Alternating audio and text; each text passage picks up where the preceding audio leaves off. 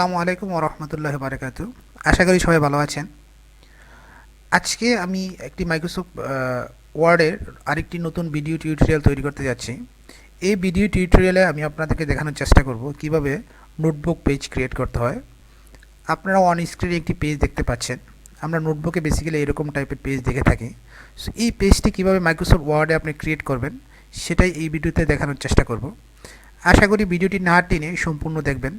আর আপনি যদি আমার ইউটিউব চ্যানেলে নতুন হয়ে থাকেন অবশ্যই চ্যানেলটি সাবস্ক্রাইব করে বেল আইকন ক্লিক করে রাখবেন পরবর্তী আপডেট পাওয়ার জন্য।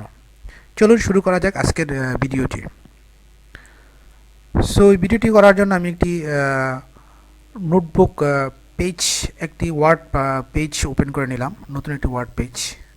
সো এই পেজের মধ্যে আমি এই কাজটি করার চেষ্টা করব। সো এই কাজটি করার জন্য আমরা প্রথমেই টেবিলে চলে যাব। টেবিল থেকে আমরা এখান থেকে টেবিল নিয়ে নিতে পারি, আদারওয়াইজ আমরা একটি টেবিল ড্র করে নিই এখানে। সো আমরা একটি টেবিল ড্র করে নিলাম। সো আমি একটু জুম করে নিই আপনাদের দেখানোর জন্য। সো একটি টেবিল ড্র করে নিলাম এখানে। সো টেবিল ড্র করার পরে আমি এখানে আরেকটি লাইন নিয়ে নিলাম। সো আমি এখানে কয়েকটি লাইন নিয়ে নিই। সো এটি একটি টেবিল হয়ে গেল। সো এইভাবে আমি টেবিলটিকে ক্রিয়েট করে নিলাম। সো এখন আমাদের পরবর্তী যে কাজটি করতে হবে, আমাদেরকে বেসিক্যালি এই টেবিলের লাইনগুলোকে কালার করে দেওয়ার চেষ্টা করব। সো কীভাবে আমরা সেটা করব চলুন দেখে নেওয়া যাক।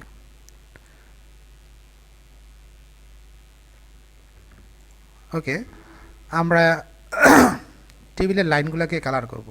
সো আমরা চলে যাব ডিজাইনে। এখানে একটি ডিজাইন অপশান দেখতে পাবেন। সো আমরা ডিজাইনে চলে যাব। ডিজাইনে গিয়ে আপনি এখানে দেখতে পারবেন দ্য বর্ডার। সো বর্ডারগুলো আমরা কীভাবে সিলেক্ট করব সেটাই আমরা এখানে দেখার চেষ্টা করব। So border. সো আমি এখন যেটা করব সেটা আমি চাচ্ছি এই লাইনটাকে আমি রেড করে দেব এবং এই লাইনটাকে আমি রেড কালার করব বা যে কোনো একটা কালার করব। সো এই লাইনটাকে আমরা লাইনের উইথটা লাইনটাকে মোটা করে দিতে পারি। সো এটা করার জন্য আমরা স্টাইল বর্ডারে এখানে একটি কিছু অপশান রয়েছে। সো আমরা এখান থেকে বেসিক্যালি করে নিই। সো আমরা ডাবল বর্ডার করতে যাচ্ছি, ডাবল। সো বর্ডারের উইথটা লাইনের থিকনেসগুলো কেমন হবে আমরা এখান থেকে নিয়ে নিই। So pan colour. সো আমরা প্যান কালার থেকে আমরা কালার সিলেক্ট করি, আমি এটা রেড কালার নিয়ে নিই। সো এখানে আমরা কি করব, আমরা এই লাইনটাকে ডাবল লাইনে রেড হয়ে গেছে। আমি আমার পূর্ববর্তী ফাইলে দেখেছিলাম সিঙ্গেল লাইন, আপনি ইচ্ছা করলে সিঙ্গেল লাইন করে নিতে পারেন, বাট আমি এখানে ডাবল লাইন করে আপনাদেরকে দেখাবো কীভাবে ডাবল লাইন করতে হয়। সো এটাকে আমরা লাইন করে নিলাম এবং এটাকে আমরা লাইন করে নিলাম। ওকে, বুঝতে পেরেছেন কীভাবে আমি বর্ডারটা দিয়ে দিয়েছি। নেক্সট আমরা পরবর্তী লাইনগুলোকে আমরা অন্য একটি কালার করে নিই। এখানে আমরা সিঙ্গেল কালার করে একটু আমি এখানে 1/2 বা 1/4 দিই, কালারটাকে আমরা অন্য একটা কালার করে নিচ্ছি। ওকে, আমরা এই কালারগুলোকে আমরা এইভাবে করে নেব। সো আশা করি দেখতে পাচ্ছেন কীভাবে কালারগুলো চেঞ্জ হয়ে যাচ্ছে। সো এখানে কালারগুলো হয়ে গেল, ভেরি সিম্পল। সো পরবর্তীতে আমরা যে কাজটি করব সেটা হলো, এখন আমরা এখানে আসবো, এখানে এসে ক্লিক করব।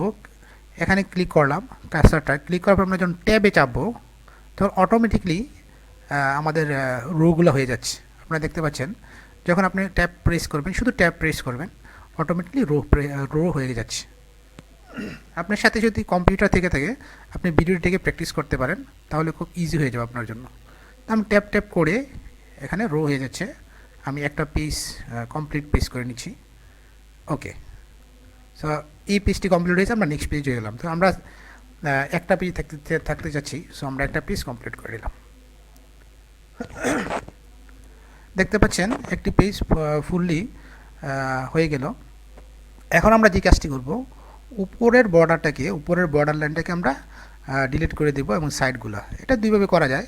সো আমি যেহেতু এখানে আমি খুব সিম্পলি আপনাকে দেখাতে যাচ্ছি, এখানে গিয়ে আমরা এটাকে টেনে কর্নার করে নিচ্ছি। আশা করি দেখতে পাচ্ছেন টেনে কর্নার করে নিলাম, এক কর্নার নিয়ে নিলাম। এখান থেকে এই সাইডটি আমি যখন আমি লাস্ট কর্নার আসবো তখন এরকম অ্যারো চিহ্ন মতো আসবে, এটাকে আমি টেনে বের করে দেব। সো এখানে বর্ডারটা চলে গেল। এই সাইডটা আমরা সেম কাজটি করব, বর্ডারটি চলে গেল। সো আশা করি বুঝতে পেরেছেন। সো আমাকে এখানে একটি ডেট অ্যান্ড পেজ নাম্বার লেখার জন্য একটি অপশান নিয়ে আসতে হবে। সেটা করার জন্য আমরা এখানে যখন যাব এরকম ডাবল তীর চিহ্ন আসবে, তখন এটাকে লেফট মাউসের লেফটে ক্লিক করে এইভাবে টেনে ড্র্যাগ করে নিচের দিক নিয়ে আসবো। সো আশা করি বুঝতে পেরেছেন কীভাবে ড্র্যাগ করতেছি। ড্র্যাগ করে নিয়ে আসবো। সো নিয়ে আসার পর আমার এই কর্নারে একটি জায়গা হয়ে গেল। সো যখন এই কর্নার জায়গা হয়ে গেলো, দেখেন পেজটি টোটালি একটি নোটবুক পেজের মতো হয়ে গেল। সো যখন এই কর্নারে জায়গা হয়ে গেল, তখন আমরা এখানে একটা লেখা লিখব। তো এই লেখাটা আমরা কীভাবে লিখব? সো এটাকে আমরা স্টাইল করে রাখার জন্য আমরা ইনসার্টে চলে যাব। ইনসার্ট থেকে শেপ একটি অপশান রয়েছে, শেপে ক্লিক করব। এখানে অনেক ধরনের আমরা স্টাইল পাবো। সো আমরা এখান থেকে আমাদের পছন্দ মতো বক্স নিয়ে আসবো। সো আমি আমার পছন্দ মতো একটি বক্স নিয়ে আসি। এই বক্সটি আমি নিয়ে আসি। এখানে এনে আমি এখানে এটাকে মাউসের লেফট বাটন ক্লিক করে এভাবে টান দিব। টান দিয়ে এখানে আমি জিনিসটাকে ইনসার্ট করে দেব। সো আশা করি বুঝতে পেরেছেন বক্সটি কীভাবে নিয়ে আসতে হবে। সো এই বক্সটির কালার চেঞ্জ করা যাবে। ভিতরে এখন একটি কালার রয়েছে, আমরা ভিতরের শেপ ফিল কালার নামের একটা অপশন রয়েছে, শেপ আউটলাইন কালার নামের একটা অপশন রয়েছে, এবং শেপ ইফেক্ট। সো আমরা এখানে শেপ ফিল, সো শেপ ফিলটা কীরকম হবে আপনি যখন এখানে চেঞ্জ করবেন, তখন আপনার মতো পছন্দ মতো আপনি একটি শেপ ফিল কালার নিয়ে নিতে পারবেন। ওকে, আমি এই কালারটি চুজ করলাম। এবং শেপ আউটার লাইন, একটা শেপের একটা আউটার লাইন আছে, সেই কালারটি কীভাবে হবে? শেপ আউটার লাইন থেকে আমি একটি কালার পছন্দ করে নিলাম, রেড কালারটা আমি পছন্দ করে নিলাম। ওকে, এখন আমরা শেপের ভিতরে কিভাবে লিখব, এইটা লেখার জন্য আমরা এই শেপটাকে ক্লিক করব। ক্লিক করার পরে আমরা রাইট সাইডে মাউসের রাইট সাইড ক্লিক করব। ক্লিক করার পর এরকম একটি অপশান আসবে, এখানে অ্যাড টেক্সট। তো আমরা শেপের ভিতরে টেক্সট অ্যাড করতে যাচ্ছি। তো আমরা অ্যাড টেক্সটে ক্লিক করব। আশা করি দেখতে পাচ্ছেন। আপনারা আমার কার্সারটি লক্ষ্য করবেন। অ্যাড টেক্সটে ক্লিক করব। অ্যাড টেক্সটে ক্লিক করার পর এখানে একটি কার্সারটি চলে এসেছে। আমরা লিখব এখানে ফর এক্সাম্পল পেজ নাম্বার, দেন আমরা ডট ডট দিয়ে দিলাম, পেজ নাম্বার লেখার জন্য জায়গা রাখলাম। দেন আমি এন্টার দিলাম। দেন আমি চলে আসলাম ডেট। সো ডেট, দেন ডট ডট দিলাম। এভাবে হয়ে গেল। সো এটাকে আমরা একটু বড় করে দিই লেখাটাকে। এখানে সিলেক্ট করে সেম এখান থেকে আমরা লেখাটা একটু বড় করে দিতে পারি। আমি 12 করে দিলাম, 14 করে দিলাম, এবং লেখাটাকে আমরা বোল্ড করে দিই, বোল্ড করে দিলাম। দেন লেখাটাকে আমরা সেন্টারে নিয়ে আসি। সো এখানে গিয়ে হোমে সেম সেন্টারই আছে, সেন্টারে নিয়ে আসলাম, এক সাইডে নিয়ে আসলাম। ওকে, ফাইন। সো আমরা এখানে একটি প্রবলেম ফেস করতেছি, পেজ লেখাটি এখানে রয়ে গেছে, ডেটটার নিচে চলে গেছে। সো এটাকে আমরা কীভাবে সেট আপ করবো? দুটাকে সিলেক্ট করব, করার পরে এখানে প্যারাগ্রাফে উপর আর নিচে তীর চিহ্নের মতো একটি অপশান রয়েছে, লাইন অ্যান্ড প্যারাগ্রাফ স্পেসিং। এখানে আমরা গিয়ে লাইন স্পেসিং অপশানে গিয়ে আমরা দেখতে পাচ্ছি ইনডেন্ট অ্যান্ড স্পেসিং, এখানে 1.8 রয়েছে। আমরা এটাকে সাইজটাকে একটু কমিয়ে দিই, 7.5 সরি 0.75 করে দিই, দেখি কি হয়। হ্যাঁ, 0.7 করে দেওয়ার পরে লেখাটি নিয়ে এসেছি। সো এখানে ইগনোর অনস দিয়ে দিলাম। এই লাইনটিকে নিচের সবুজ যে লাইনটি রয়েছে, ব্লু কালারের যে লাইনটি রয়েছে, এটিকে রিমুভ করে দেন, ইগনোর অল দিয়ে দিলাম। সো আশা করি বুঝতে পেরেছেন এই কাজটি আমি কীভাবে করেছি। সো এটাকে আপনি আপনার মনের মতো ইচ্ছার মতো শিফট করে নিতে পারেন। আমি এখানে রাখলাম। চাইলে আপনি এই কালার ফন্ট কালারও চেঞ্জ করে নিতে পারেন। কীভাবে কালার চেঞ্জ করে আপনারা অবশ্যই জানেন। এখান থেকে আমরা ফন্ট কালার চেঞ্জ করে নিলাম, আর আমরা অন্য একটি কালার দিলাম, ব্ল্যাক কালার দিয়ে নিলাম। সো আশা করি আপনারা বুঝতে পেরেছেন কিভাবে একটি নোটবুক পেজ ক্রিয়েট করতে হয়। সো এভাবে আমরা একটি নোটবুক পেজ ক্রিয়েট করতে পারি। সো এখানে আপনি ইচ্ছে করলে লিখতে পারবেন, অথবা আমরা যখন প্রিন্ট করি, আমরা প্রিন্ট প্রিভিউতে যাই, দেখি প্রিন্ট প্রিভিউটা কেমন আসতেছে। ওকে, প্রিন্ট প্রিভিউ এরকম আসতেছে। সো আমাদের সেকেন্ড পেজও চলে গেছে।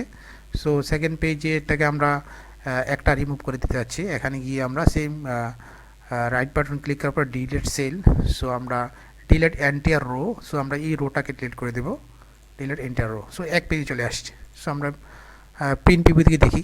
সো নাইস একটি নোটবুক পেজ হয়ে গেল। সো বন্ধুরা, আশা করি আপনারা বুঝতে পেরেছেন কীভাবে একটি নোটবুক পেজ ক্রিয়েট করতে হয়। যদি ভিডিওটি ভালো লাগে অবশ্যই সাবস্ক্রাইব করে বেল আইকন ক্লিক করে রাখবেন পরবর্তী ভিডিও পেতে হলে। আপনাদের কাছে একটি অনুরোধ, আপনারা অবশ্যই আপনাদের মূল্যবান মতামত জানাতে ভুলবেন না। অবশ্যই ভিডিওটি ভালো লাগলে শেয়ার করবেন। আজকে এই পর্যন্তই। আসসালামু আলাইকুম ওয়া রাহমাতুল্লাহি ওয়া বারাকাতুহু।